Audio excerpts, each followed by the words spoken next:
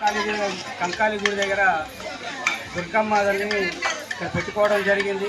ఇక్కడికి వచ్చినటువంటి ఆడపడుచులందరికీ మరియు చిన్నలకి పెద్దలకి మరి ముసలి ముతకాలకి అందరికీ మరి దుర్గాదేవి తరఫున దుర్గమ్మ తల్లి తరఫున అందరికీ నమస్కారం చేస్తున్నాం. అట్లాగే ఈ బతుకమ్మ అనేది ఇంతకుముందు టీఆర్ఎస్ ప్రభుత్వం రాకముందు ఈ బతుకమ్మ అంటే ఏందో జనాలకి తెలవకుండా ఉండేది.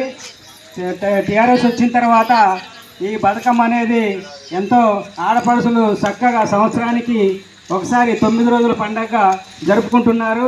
పొద్దున్న దాకా ఎంత కష్టం చేసి వచ్చినా కూడా ఇక్కడికి రాగానే ఆ కష్టాన్నంతా మర్చిపోయి చిన్న పెద్ద అందరూ కూడా పిల్లలు ఆడపిల్లలు మగపిల్లలు తర్వాత పెద్దలు చిన్నలు అందరూ కూడా ఆ కష్టాన్ని మర్చిపోవడం కోసం ఈ 9 రోజులు ఉత్సవాలు జరుపుకుంటున్నాం.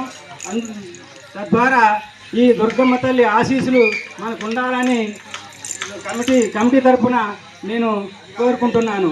జై దుర్గమ్మ తల్లికే, జై దుర్గాదేవికే, జై దుర్గాదేవికే.